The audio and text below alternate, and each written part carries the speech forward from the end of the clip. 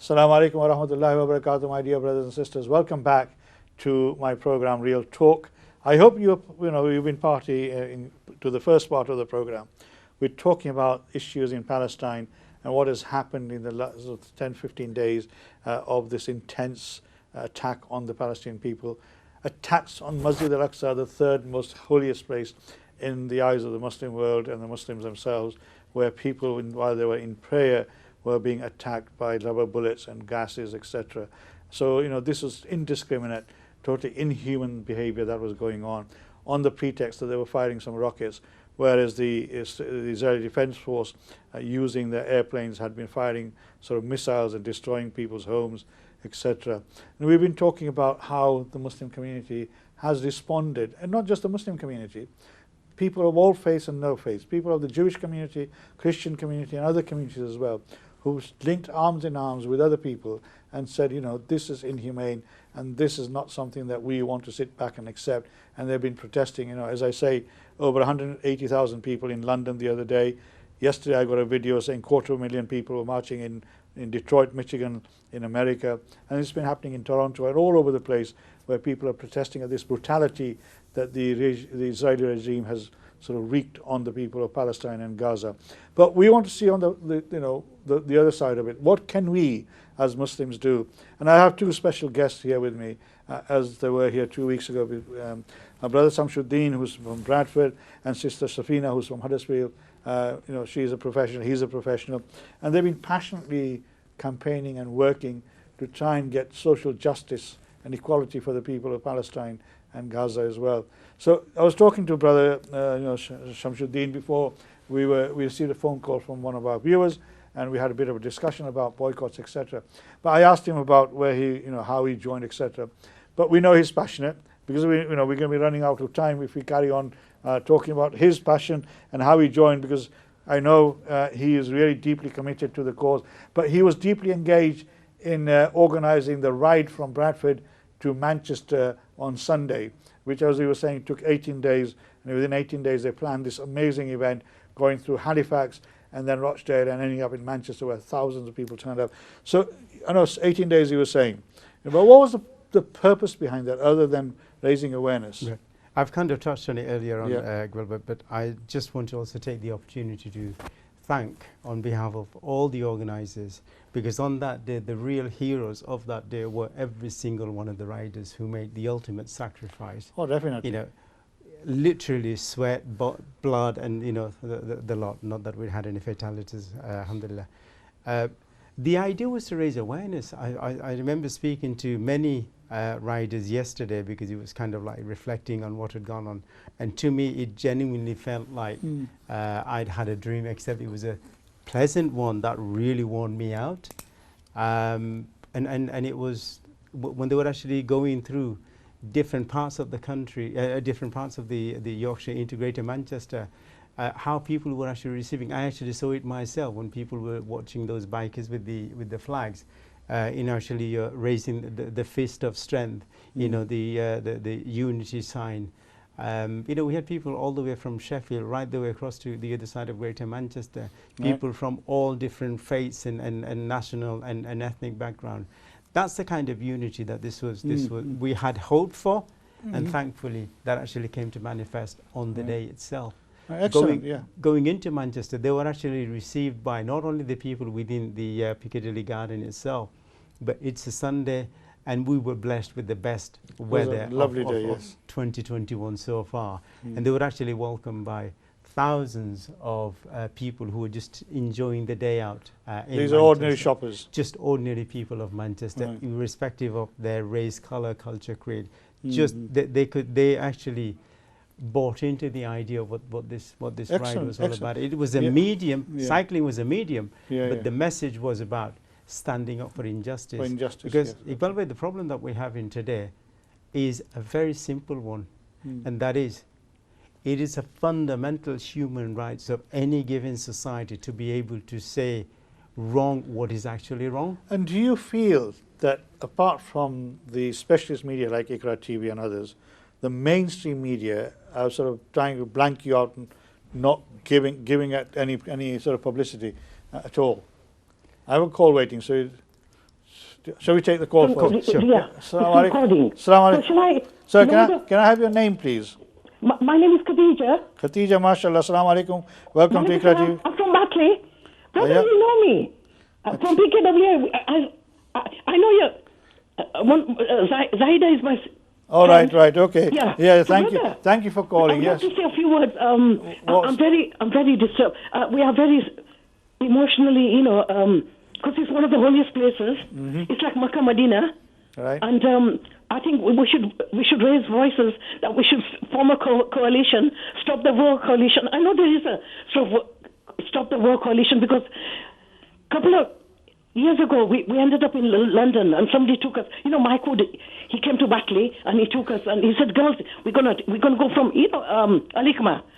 All right. And Mashuda took us as well, and we went with Well, Mashuda there. Everybody ended up in London. Khatija, can I tell you, I know you're talking about the Stop the War Coalition where 1 million people marched to try and stop the war in Iraq. But when you say we need yeah. When that person said we have to be in their shoes, I feel sorry for the people on the ground because every time, with the adverts, they're showing people, suffering children, anybody. We need to do more. All the governments in the world, all the prime ministers, they should get together and they should stop the war.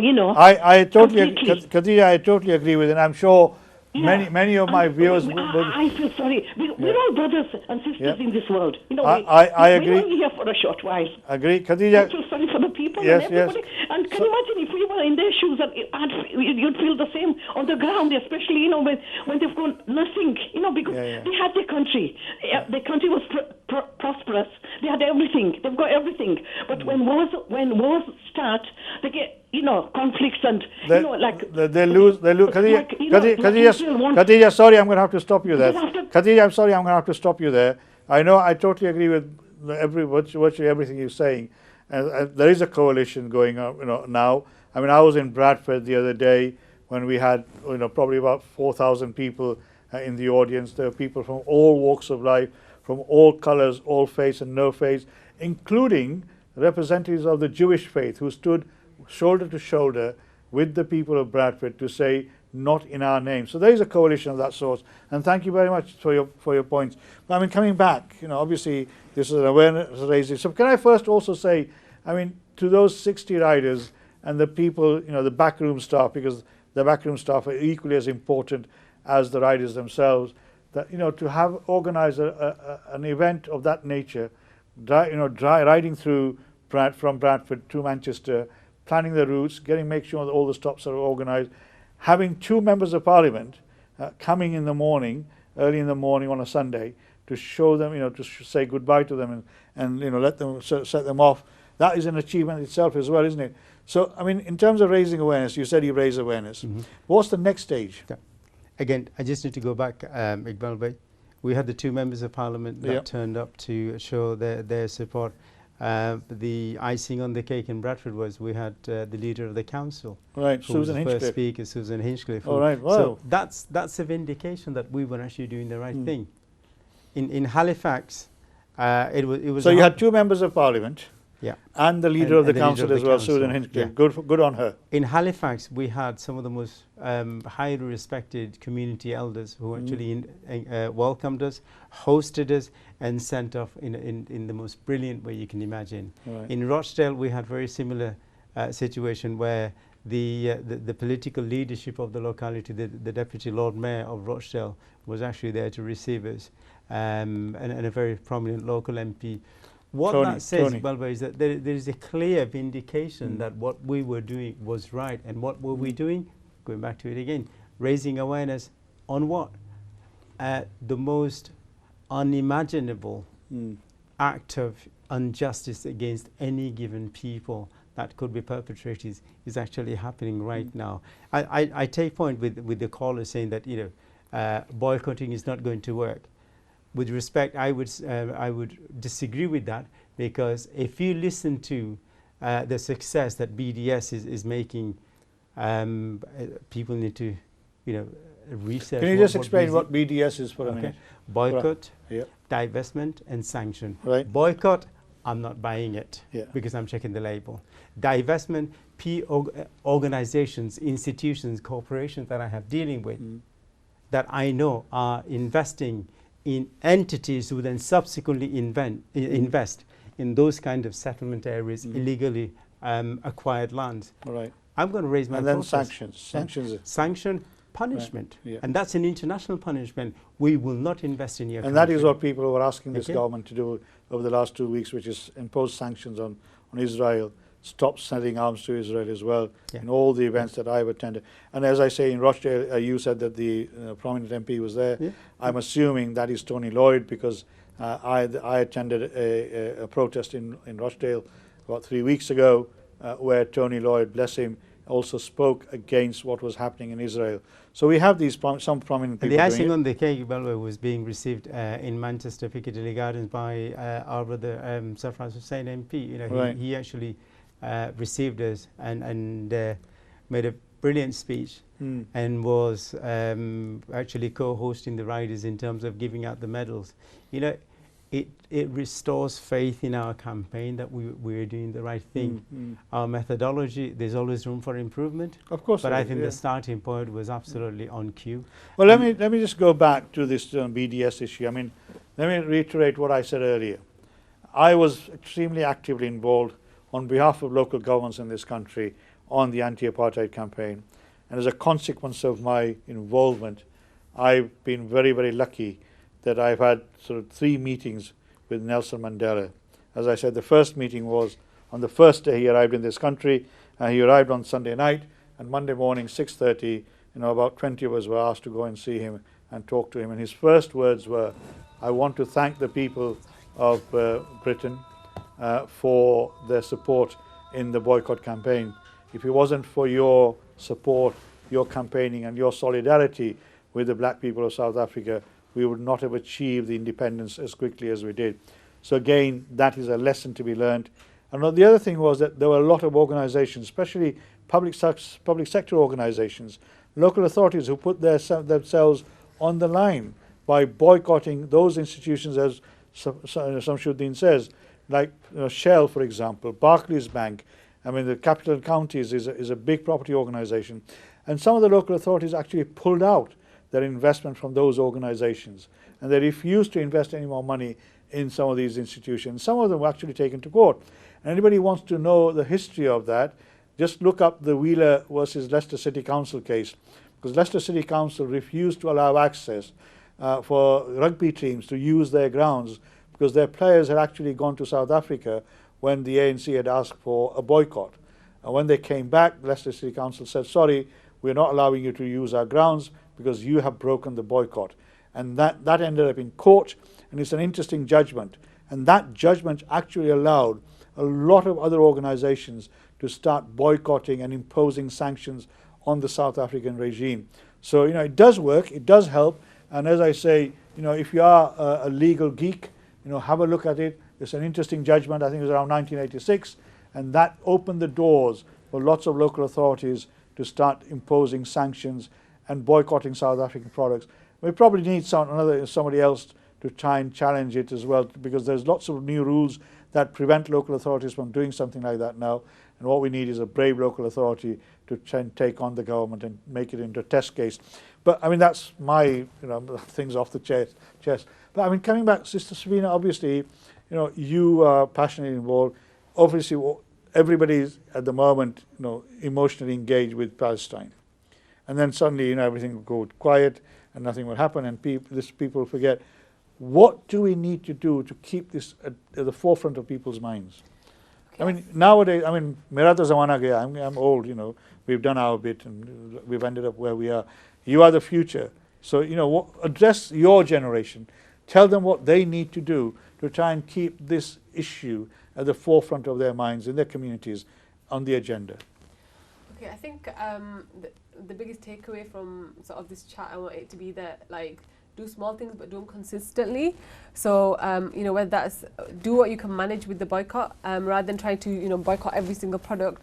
Do, whatever you choose to do it consistently and do it so that it's manageable, because we don't want it to be that you do it now for a few weeks and as Brother Iqbal said, then it just stops and that's the end of it, because you're not hearing it on you're not hearing it on social media anymore.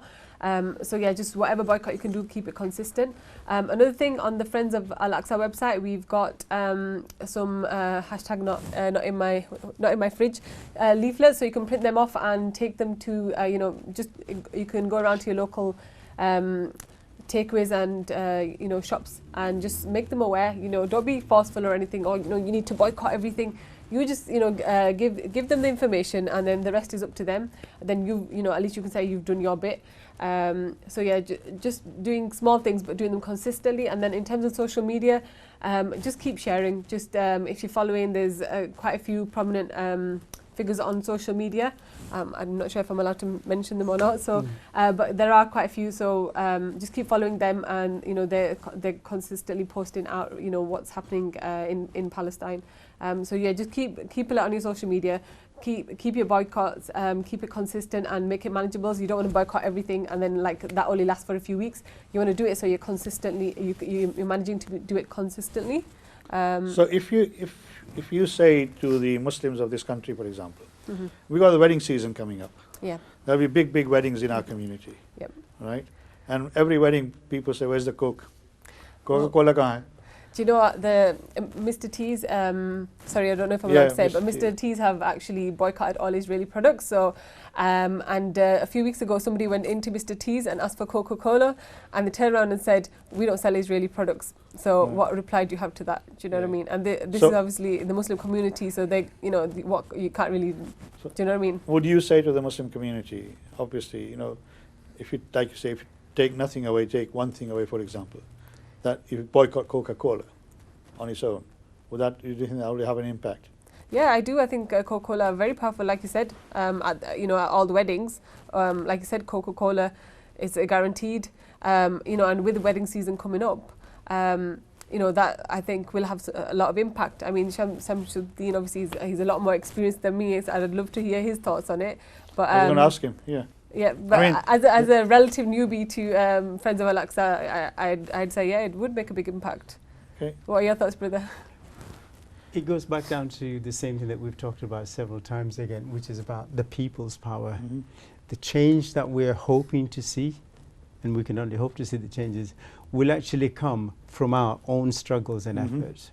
Governments do not change policy because they feel sympathetic to a particular cause. That's never happened in history, and it's not going to happen in the future.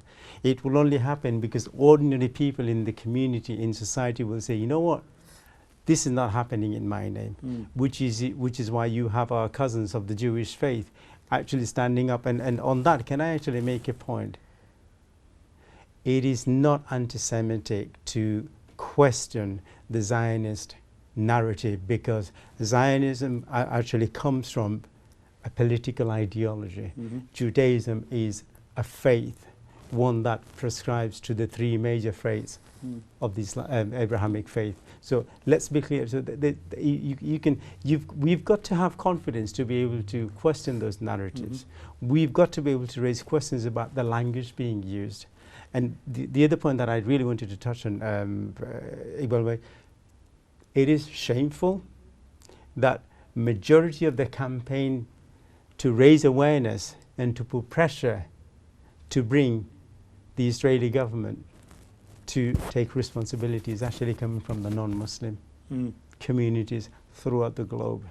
We need to stand before the mirror and look at ourselves as a community.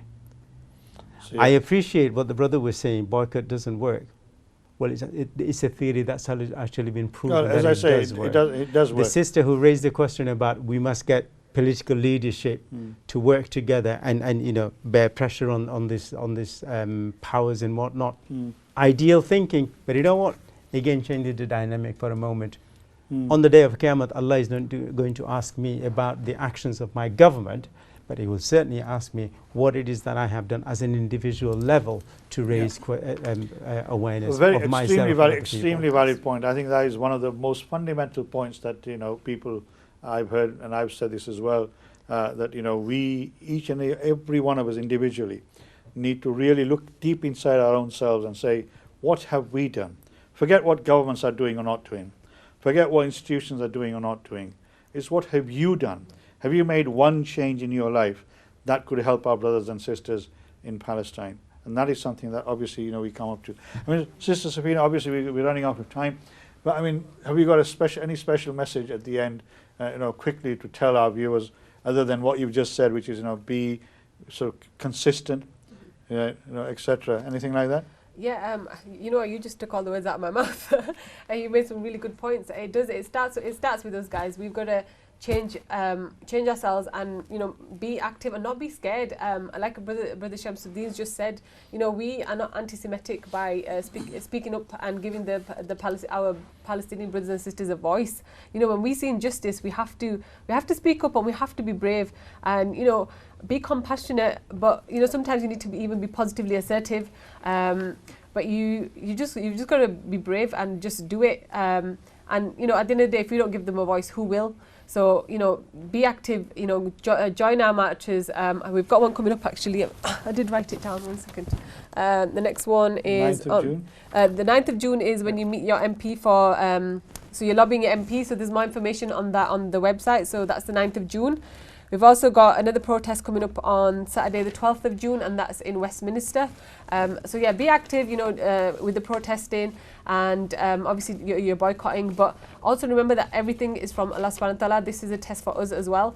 The Palestinians, our Palestinian brothers and sisters are being tested with their tests, and we are being tested to see if, what are we doing for them. And the last message is just that, as Muslims, we never give up hope. We are always hopeful, and we have to do the best that we can do. And everyone's got different capacities. Everyone's busy. You might be homeschooling, you might be working. We've all got different jobs, but every single person can do something, and together we can make a change, inshallah. Inshallah. Thank you very much, Brother Shamsuddin. We've got a very little time left. I presume you're going to carry on with these. You presume you're planning more events as well, inshallah. Inshallah, we're hoping to plan more events, Iqbal Bhai, and I'm humbled by the support that we've received from the riders. The support team, you said in the beginning, was the actual backbone. Our sponsors, without them, we couldn't have done that. But more importantly, what we need to do is recognize that we have to carry on with this struggle. Mm. It is not a one-off event. The most humbling experience with the Yorkshire ride that we did from Bradford to Manchester was the different communities that came together from so many different backgrounds. From different communities. The unity was quite humbling. Excellent. And it was on the back of the love for justice. Exactly, and that is what I want to end on as well. If you believe in social justice and equality for all, and I'm just talking about just the Muslim people in Palestine, I'm talking about people in this country as well. There are many, many people, not necessarily from our community, but the host community, who also are suffering because of various, sort of institutions maybe not be looking after some of their needs, or maybe other factors that govern their lives. So we need to be equally concerned about them as well. But most importantly, people in Palestine need your help at this moment in time. We heard the sister who joined us, the doctor, saying children are traumatized. We need to do something about children as well. So I would urge you, ask your children to write letters of support, of love to all those children in Palestine, in Gaza, etc. People don't have jobs because they're not allowed to go to work, so we can help them financially as much as we can through the charities that we know are working in there, and we can also make sure that medical supplies are supplied through the channels that are going in. Just remember this, I heard the other day that food is going in, but the food is rationed depending on how many members there are in the family. So it's not being, everybody gets whatever they want. It's extremely tightly rationed. I hope you've enjoyed the program. Thank you very much. As we say, we're not anti-Semitic, we're anti-Zionist, and that is what we're campaigning against. Support the people of Palestine. Assalamu alaikum wa rahmatullahi wa barakatuh. Inshallah, see you next week.